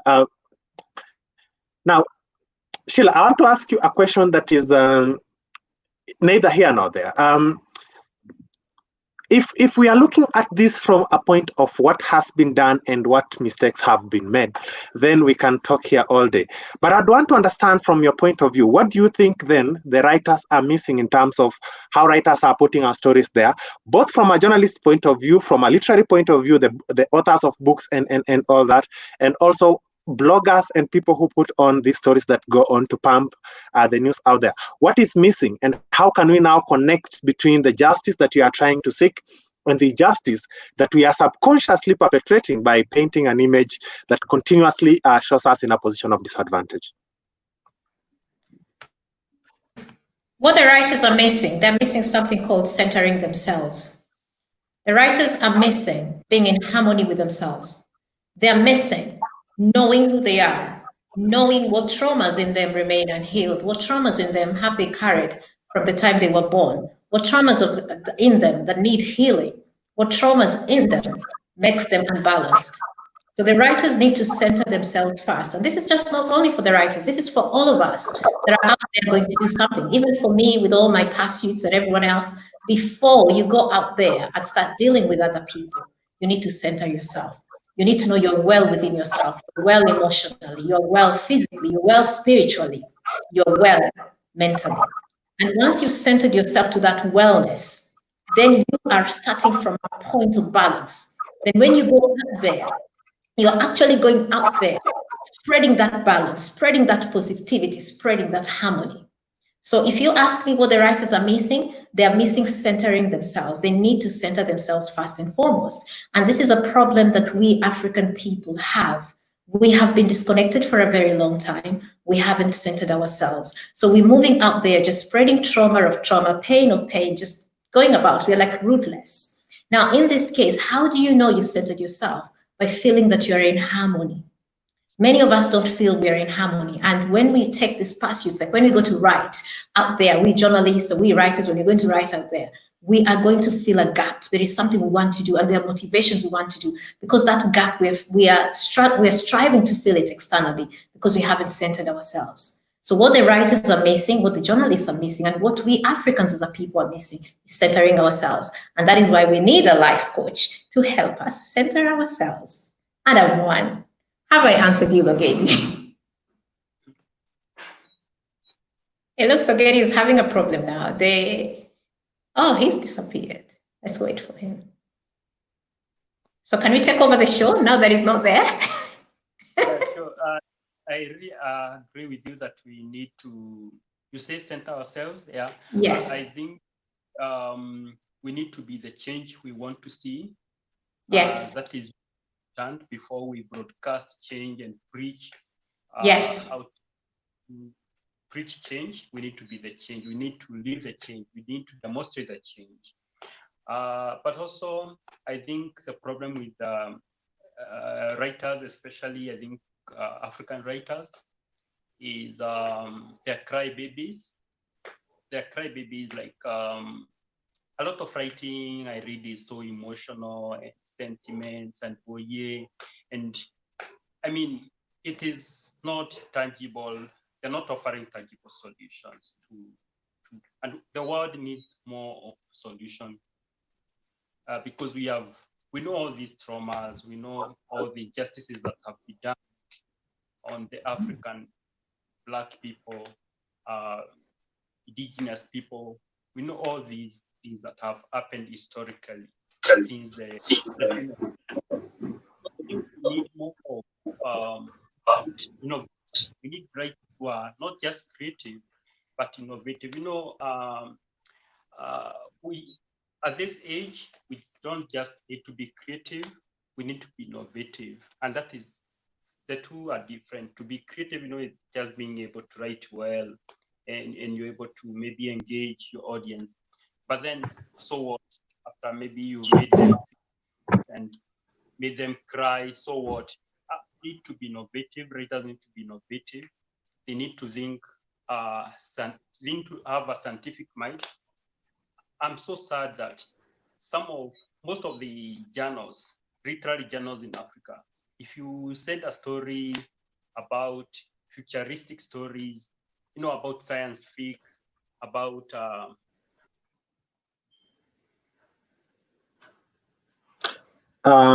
technology, am I the one kind of stories about? Yes. Okay. I believe Tom, you froze for a minute and came back. Once in a while, when we are having these conversations, my internet just decides to freeze me out. So I froze out when Shila was speaking, and then I came back and found Tom speaking. So clearly, my guests are interesting people. So Tom, you were talking about scientific journals, and then you froze. So I was saying, Douglas, that the writers, African writers, are crybabies. They are so kind of stories. And, they really like stories. We feel sad. We feel so bad about maybe a kid was married or at a tender. But then, so what? What are you doing as a writer? I mean, we need more solutions, and we don't just need creativity. We need innovation. We need innovative writing. You can use all those kind of imagery and metaphors to really describe how bad the situation is or how bad someone is suffering. But then we need solution. We've had so many sad stories in Africa. We need solution. And to conclude, Douglas, I was saying most of the African literary journals, I'm currently sending my stories to Western kind of journals because I believe some African journals may not publish some stories because they want colonial stories and all these stories about pancakes and chapati. So we need scientific stories. We need innovation. So we really need stories that make change. Yeah, writers, speculative kind of fiction. Speculative fiction, hair and science. Even scientists, they really depend on writers to come up with inventions and innovations. So we need to step out of chapati and ugali kind of stories, right? All around our continent. Tom, how do you want to step away from ugali and you are writing and you want me to read? What do you want me to eat in that whole story? In that story, I want to drink tea, eat chapati. Okay, that's a lot of information. Now, there are quite interesting conversations going on in the comment box. Now, in the next 2 weeks, we'll be having a conversation here about Africanism.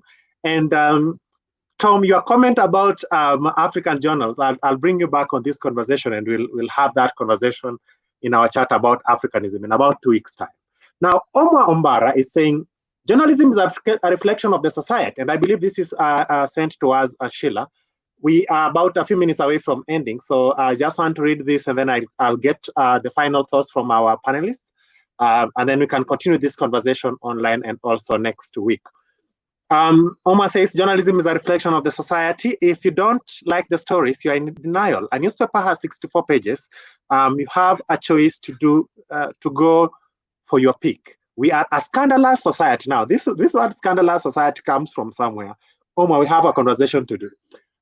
Journalists only reaffirm the society, the reality of the society. That's Omar. Emma comes and says, Omar, it's how the stories are told that is the problem. So Emma is saying it's not the stories that are the problem, it's how our people put them. Emma continues to say, what you say is true. There are pieces one reads that leaves them drained. Somebody is just raising her hand towards Sheila. I think she's waving. What do these emojis always mean? Does that mean waving or raising your hand? I don't know. I think Cindy is very happy about your comment on crybabies, Tom. And Emma is wondering who is a crybaby. Emma, Tom said that Kenyan writers, some of them are crybabies. And then somebody is continuing to laugh at crybabies. Who is this commenting with my account? Okay, I'll attack my admin in a few minutes. Emma says, Cindy, who is a crybaby? Okay, I had read that. And of course, Cindy responds and says that Tom mentioned that. Omar says, journalists are centered during their training. You cannot just assume that the delivery is not authentic. There is a system to it. The way a story is delivered in literature is different from how the media operates. I would want to pick Sheila's comments on that in her final comments. Griffon, one of the best poets I've met, says, I can see Tom. We need innovative writing.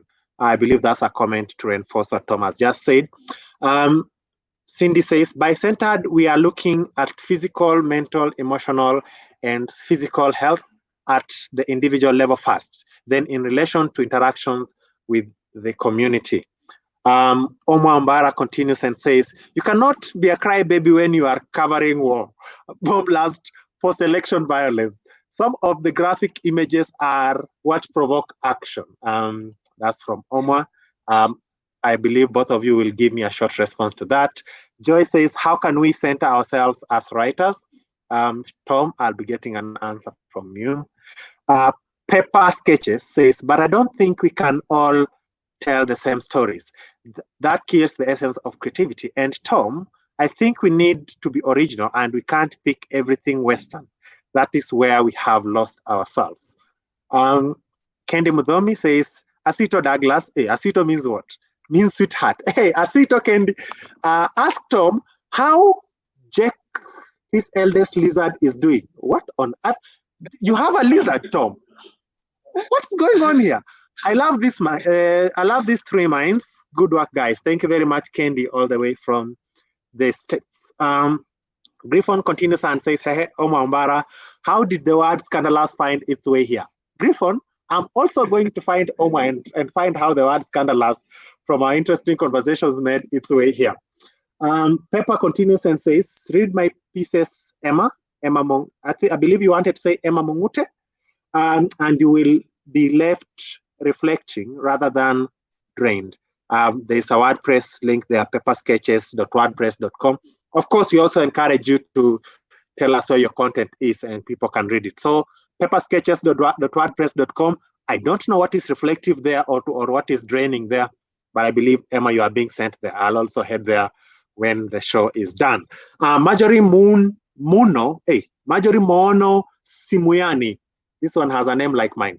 I'm still stuck on African writers being crybabies.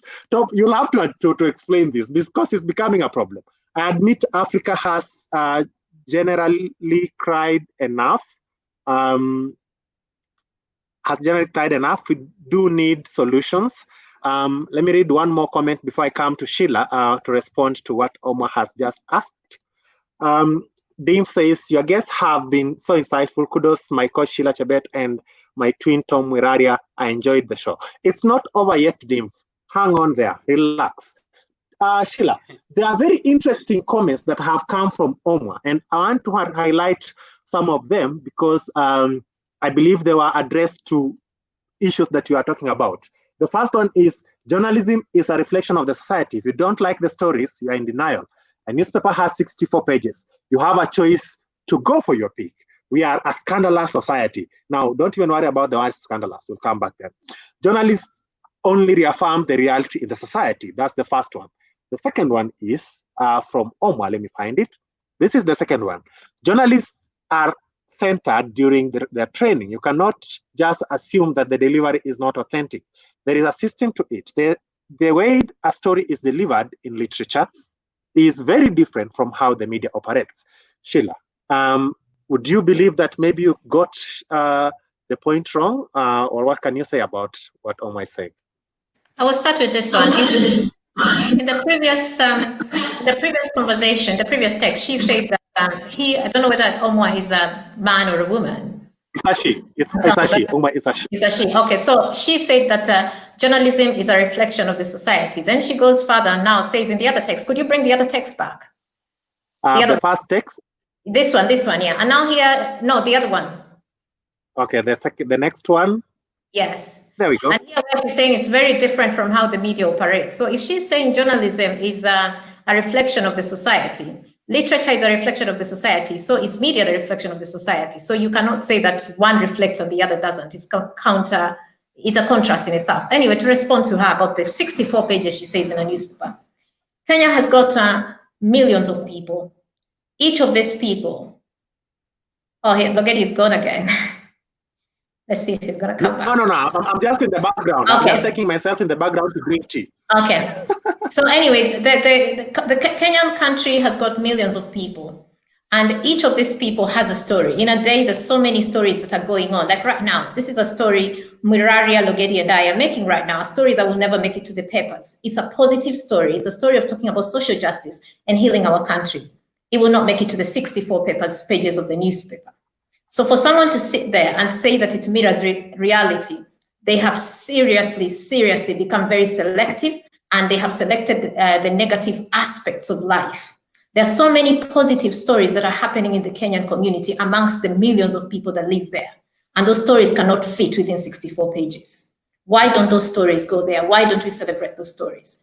So for you to say Kenya is a scandalous society, that is a very big lie. It hints at self-loathing. It hints at self-hatred.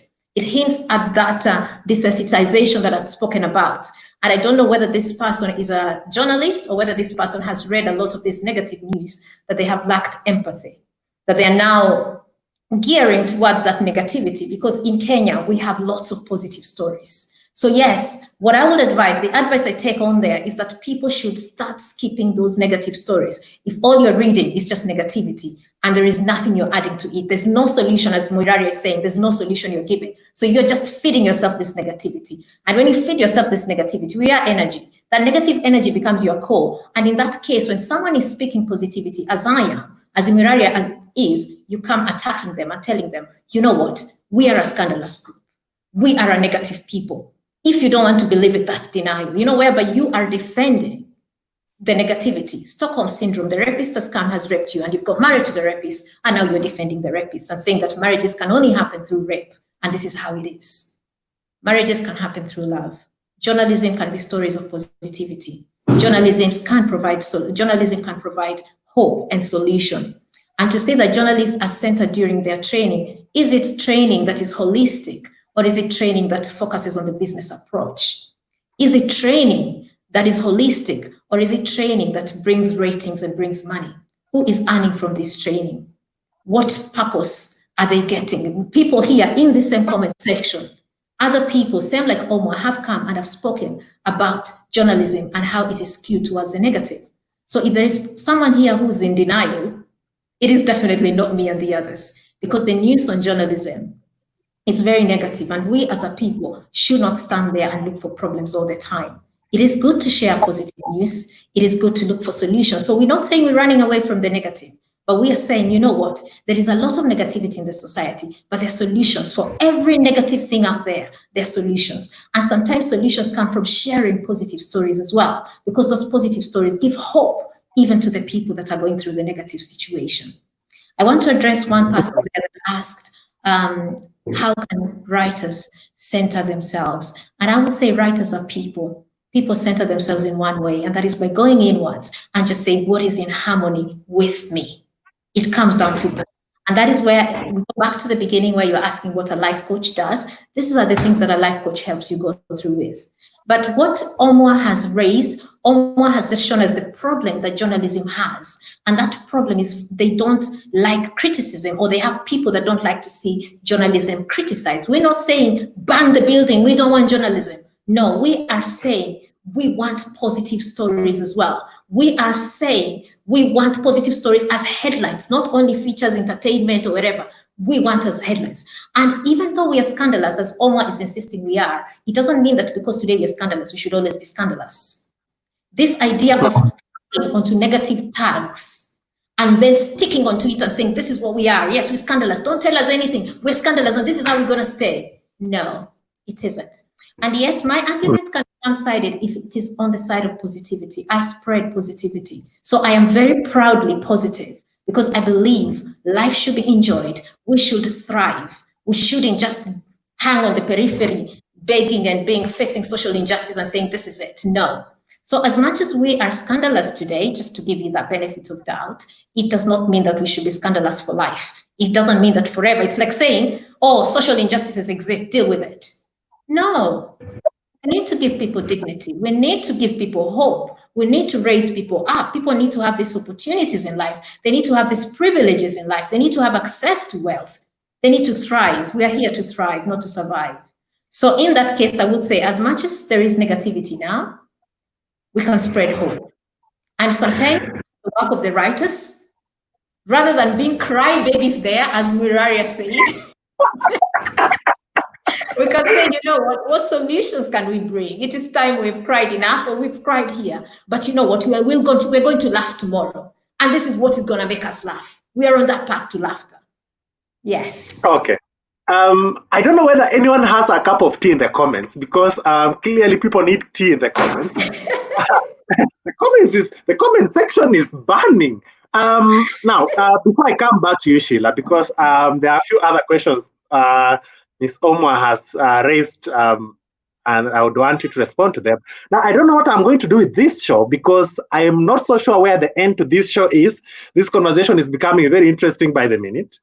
Tom, first of all, where is your eldest lizard, and how is your eldest lizard doing? Do you rear lizards or something?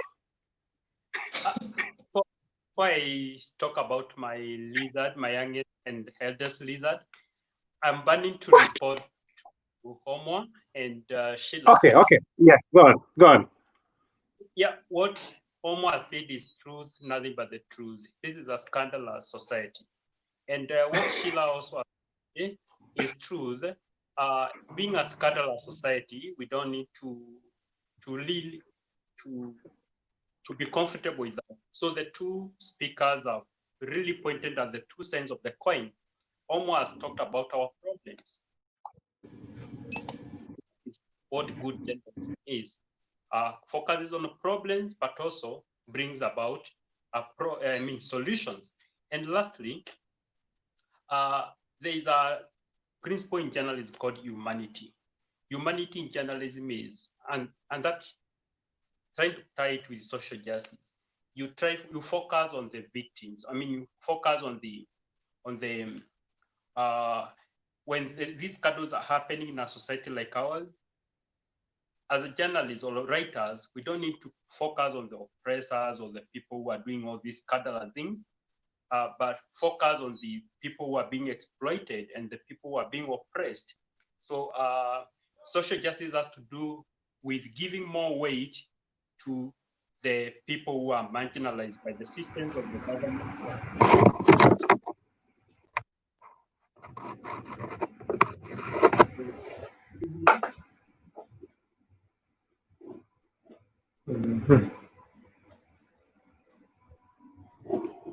I don't know whether something happened on my side or to Tom's microphone, but I've lost connection a bit.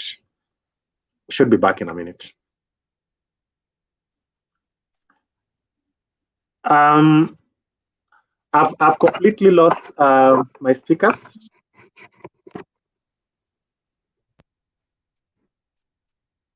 We can hear you. I can hear you.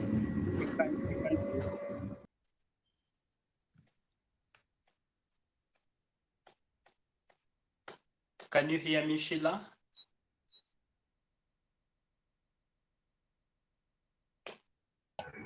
Now, I completely lost you guys for some reason.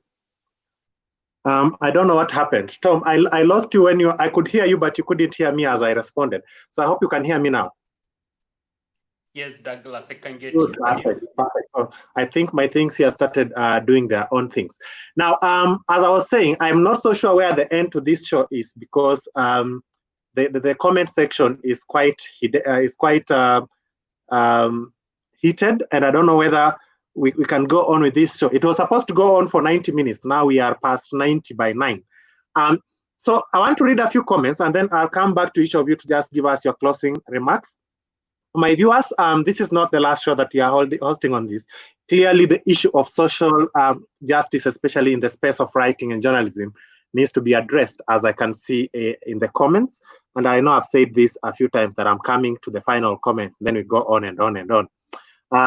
Div says, your guests have been insightful. I believe I had read that. Div is wondering something about my sense of humor. Now, my sense of humor sometimes is not funny, but I laugh at my own jokes. So as long as I can laugh at my jokes, I'm fine. Now, Emma, I think she is acknowledging the link that was given by Pepper. Omwa says, thanks, great conversation. Emma says, thank you, Sheila, for the full, you are full of wisdom, very resourceful from Sheila towards Tom. And Omar continues to say, there are positive stories in the 64 pages. I believe Sheila had responded to that. And she says, they are found in the features, entertainment, duty. We are scandalous. That's a fact. The word scandalous, it keeps on ringing in my head. I really want to go to another place and ask about it. I will go. Nailed it, Sheila. It's true to say that negative mindsets see negativity. A closed and exposed human sees one side of the story. It doesn't make the truth. That's a compliment towards what Sheila had just said. So now positivity is limited to entertainment and features? What an understatement. I believe this is towards Omwa. I believe I should bring Omwa on the show sometime soon and have her on the show with Sheila so that we can have this discussion one-on-one, not within the comments. So Omwa, expect me in your inbox. I'm coming to scandalize your inbox. She understands what I mean by that. It is holistic. Your argument is one-sided. I believe Sheila had responded to that. Omar says, among others, analyze the media holistically, not by sensational headlines. Emma Mongute goes on to say, Omar, listen to what Sheila just said. Listen holistically. Don't listen with a biased tone. The comment section is interesting. Cognitive dissonance. She just leaves it there. Cindy, you will have to tell me what that means. I don't know all English. Or do I know any English? I know a lot of Kiluya, Oriana, and everything else. Papa Sketches says, true, Emma. I believe that was a comment that Emma had raised. I can pick over 50% positive stories from any newspaper. I will come with a newspaper next time, and Oma will take us through that. Absolutely, Shira. If we preach scandalous stories, what are we normalizing to the young ones? Oma easy. Okay, the comment section was heated until Papa decided to help me in cooling it. Griffon says solutions come from sharing positive stories. Now there are so many comments. Am I anywhere close to the end? No. So I'm just going to highlight the comments on the screen as my guests give their final remarks. If any guest feels like responding to any comment in your final remarks, kindly go on. Now, Tom, we've not even had time to read any excerpt from your story. And at this point in time, I believe we should just get an excerpt from your story before we can go on. Because now, anyone who has not read this story from Tom, The Land of Bones, this whole conversation that we are having here about social justice, social injustice, the ills of the society, from really both, I believe I'll have to speak to my guests in private and see whether Tom and Sheila sat together before this book was written. Because a lot of the stories that they are talking about from different points of view, I see them in this story from different perspectives. So if you have not bought this story, there's something going on below your screen, and you can just be able to follow that and get this book from Writers Guild Kenya, and also get it from wherever you want. You can also call me or just call Tom. Now, I want to read something from this book about, in defense of Tom, about a convicted writer. Now, this is an excerpt from Tom's book. This is in defense of writers. So all of you who are listening, kindly listen to our defense. I'm engulfed by darkness as I scribble this tattered notebook.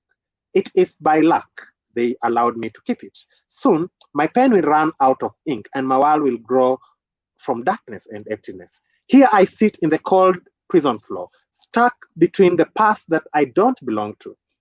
The future is only but a dream. The only thing that connects me to the world I left behind is a scant glimpse of the lavender sky that winks at me beyond the maximum facility 10-meter wall. The Palm Seas sky is also restricted by the electric wire. Committee maximum prison is a hell. I woke up nauseated from the impossible human stench reeking from the overflowing fecal buckets. I screamed on the first night. The facility hosts hardcore hardcores convicted of violent crimes like murder, rape, assault, and robbery from all around the country. Some, like Musa, are innocent. 4 years ago, Musa boarded a bus to a stage at Paka, and he goes on and tells the story of Musa and how he arrived there. Now, I say this story is in defense of writers because writers sometimes trying to bring out very interesting stories and they end up in very interesting situations, as you've seen here in Committee Maximum Prison. And I believe this story, the convicted writer is inspired by a true story of journalists and how they suffer around here, and also just writers generally. So that if you've not read this book and you want to know something about the journalism and the writers and injustice that happens in those places, I advise you to read it because it's one hell of a book. Now, guys, ladies and gentlemen, I don't know how to end this show because whether I end it or I continue with it, I am in trouble.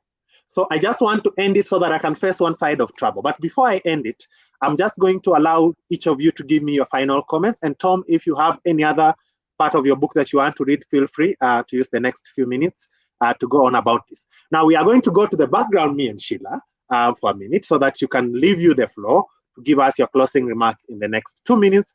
And then we'll come back together with Sheila. Tom, the ground is yours. Thank you, Douglas. It's a great show. The wonderful guests, the wonderful participants, Omwa, Kauma, and the rest, and Demfi and Emma. Great insights you brought in. I want to use this opportunity to just present in my view what makes a good story for social justice. Like if you want to write about social justice, what you should bring in your story. I believe a social justice story that will change the system or bring about social change, must have these elements. One, a writer of social justice must do human-centered design. Human-centered design is empathy. It is being able to shape-shift and getting into the shoes of various people you're talking about, whether it is a homeless person, whether it is an indigenous person, or the stateless people. I think a writer needs to go to those kind of people and understand their plight, their issues, and even involve them with solutions and ask them or interview them how they would want things to change.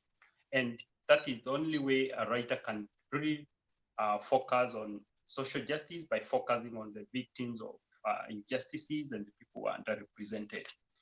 Second thing, a story about problems only is half a story.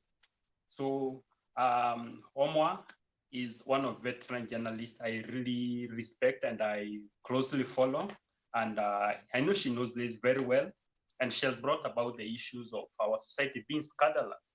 And she has talked about how our stories mirror our scandalous society.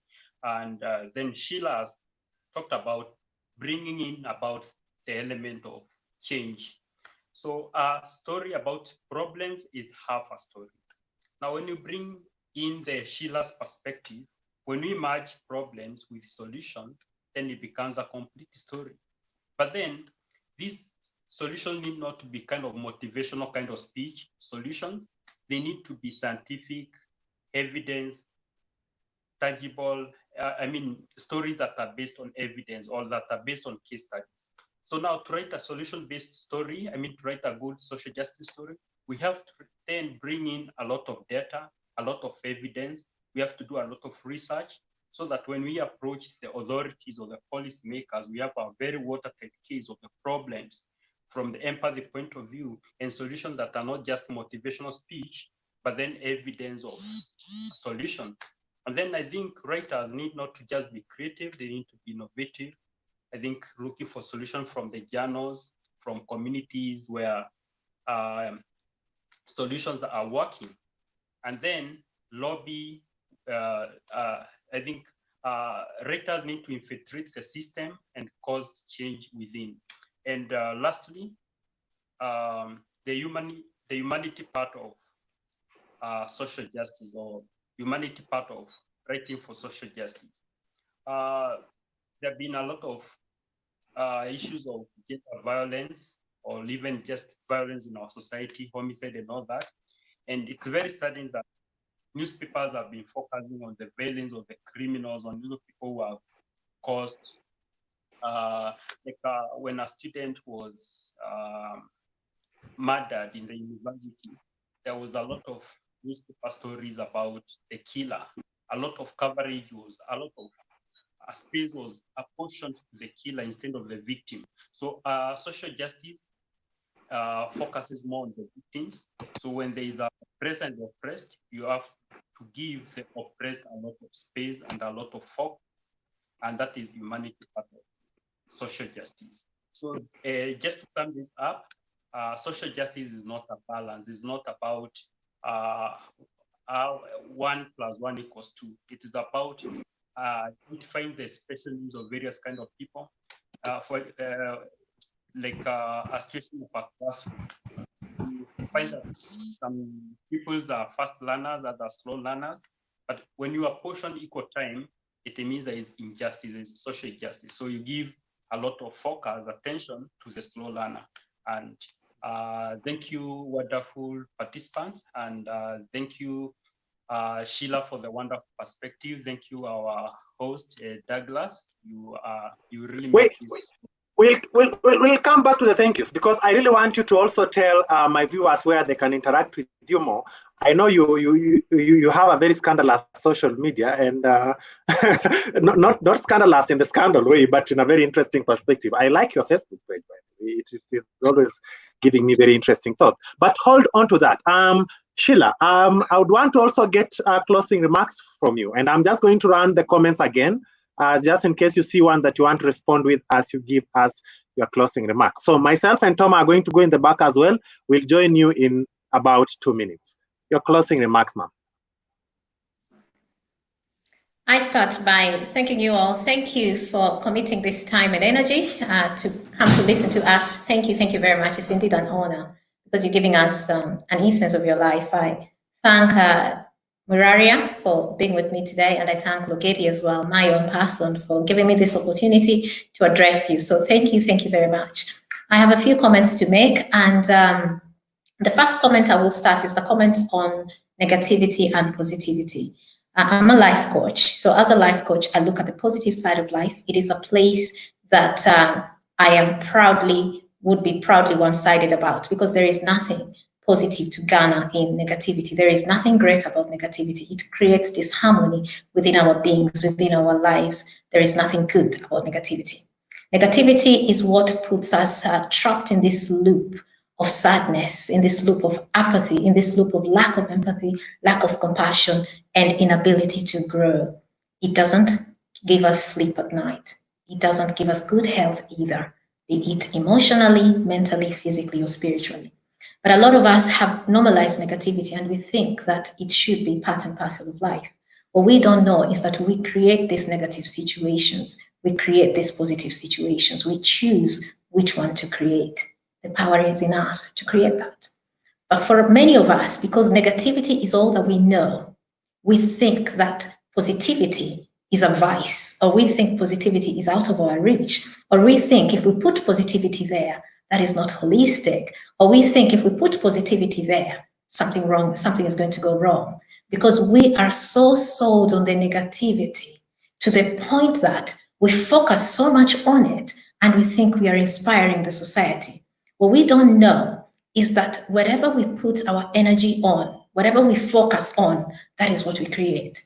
So for as long as we focus so much on the negativity, for as long as we focus on what we don't want in the society, that is the vibration we put there in the society, and that is what we create. But we have to know that everything that has existed in this society has existed first on the mental plane before it existed on the physical plane. So even these social injustices we are talking about, they existed in the mind of someone first before they became a reality. So someone thought of negative things, which is an imbalance in this life, and they put it out there, and a few people suffered as a consequence. And these negative things, they're there. That's why we're talking about social justice, because social injustices exist. Social injustice is a negative thing. Social justice is a positive thing. When we focus so much on the negative aspects of things, when we focus, on the problems that social injustices brings, but we don't focus on the solutions, what we do is create more of the social injustice, because the thought we are putting out there in the world is a negative thought, is a negative vibration, and that is what is created. So what I'm appealing to the writers and to the journalists out there, instead of normalizing these negative stories without giving solutions, you can put the negative stories out there, but let them be questions in which the solutions are the answers. Just don't present them as problems and just say, this is the problem that's out there here. And then the next day, because newspapers come every day, so every single day, you're giving us problems after problems after problems, but no solutions. And you're accompanying these problems with gory, distressing images that our souls clamp down and they start seeing them as the norm. We stop reacting to them. We stop being shocked about them. Because you know what? It's become the norm. We've normalized, we've adapted to that. So the onus is on these newsmakers who are out there. The onus is on them to make sure that when you bring in those negative stories, because they are the reality of the society, make sure you're bringing them as questions in which you are looking for answers. So in these questions, make sure in the stories that you write there, let there be empathy, let there be compassion, let there be dignity, and let there be sensitivity and duty of care towards your readers, towards the people that you are also writing about. Let it not just be about ratings and the money and the fame. And let's not make these careless statements like, what, if you don't want it, don't read it. It's not things like that. There is no duty of care there. So what you have to do is that your stories, your negative stories, if they have to come out, let them come out as questions in which answers are being given in the form of solutions. Because you know what? All these things that we do, whatever we endeavor to do, let it be something that builds positivity. Let it be something that leads to growth. Let it be something that leads to a positive change, not something that makes us become crybabies for even longer. No, it shouldn't be that. Anyway, people, what I leave you with is that it's been a very great, wonderful time to share with you here. I believe that we leave you with a positive message. And if that positive message has not been clear, I will say it this way. You are here on this earth to live with joy, with freedom, with love, with light, with laughter, with positivity, and with abundance. Negativity, if it's there, is a temporary solution is a temporary problem in which there is a solution. Don't feed it. Aim for that positivity. You'll get it. Now, that's a very interesting point to end with, and I will not forget the story of the hyena and the chicken. Now, now before we go, Tom, just tell my viewers if they want to interact with you more, where do they find you? Where do they read your material? Where do they watch your material? What do you do? And how can they plug into what you're doing?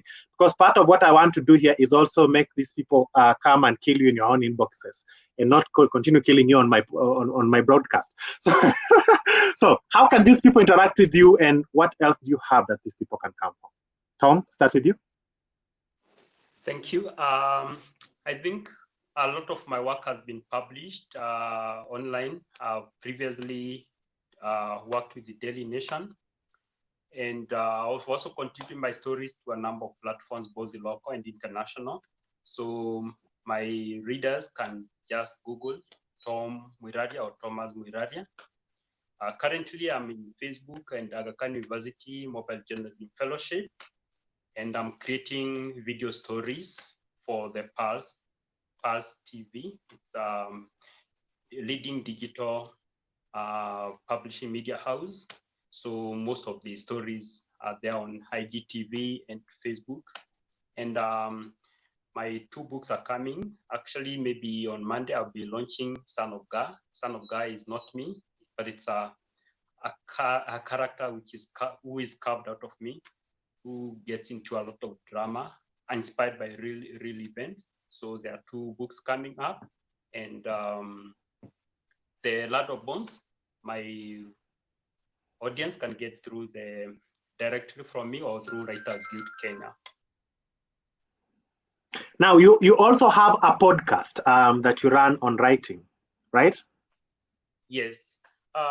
Yes, exactly. I think I really feel like I should speak to a lot of writers out there who want to maybe to pitch successfully to magazines, maybe apply for fellowships and get, or maybe for scholarship.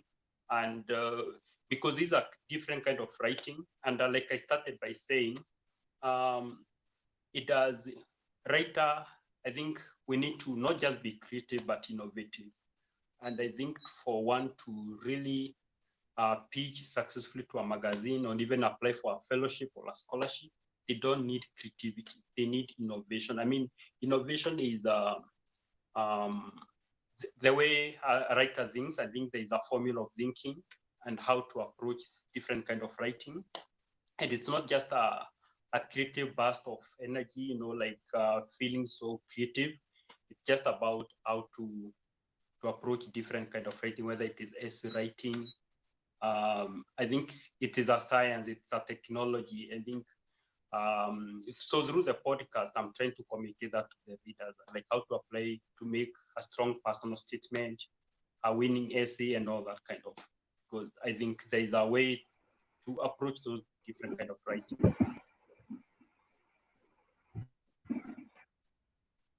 I don't know what happened. I just found myself outside. Did any one of you kick me out?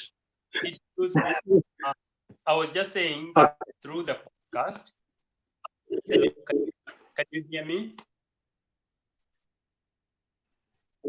Yes, I can hear you. I can yes, hear you. Keep on. Through podcast, I'm trying to present how to write great essay, great personal statement, great application for scholarship, fellowship, how to write for social change, because I believe it needs more than creativity. It needs, there's a methodology. I mean, there's a formula of approaching these different kind of writing and to write successfully and to win all these things. I think I might have found a way of going about that. And it is not feeling creative. It is about the quality of thoughts. I mean, the quality of thoughts. So through. Thank you very much. Yeah. Keep going on. Okay. So thank you very much, Tom. If you want to find Tom, just find him, Tom Mwiraria, on Facebook or on podcasts. Just search for Tom Mwiraria podcast. You will find him. Shila, are you there? Yes, I'm here. Now, Shila, people want to interact with you. People are hearing that you are a life coach and all that. Tell us about your life coaching. Where do you do it? How can they get in touch with you so that they can also benefit from yourself? I have a life coaching school. It's called Gene Coaching School. It's on Facebook, but a lot of our work is done online on WhatsApp because I give courses. And I believe WhatsApp is more of an intimate space for the courses to do because it's very intimate, one-on-one, and it's all about change. It's all about growing to your best self because you came to this earth for a purpose. Many of us don't know that purpose because we're trapped into this spin of negativity and just apathy. So I give courses on very many things. I advertise the courses on our Facebook page. It's called Gene Coaching School. It's on Facebook. Gene Coaching School. Gene is GENE, and then Coaching School on Facebook. So that is there. There's lots of write-ups we've written there on very different topics as well, and we do weekly motivational videos as well. So you can go and subscribe and read and whatever there and engage me there. I also have my own Facebook page. It's called Shila Chebet.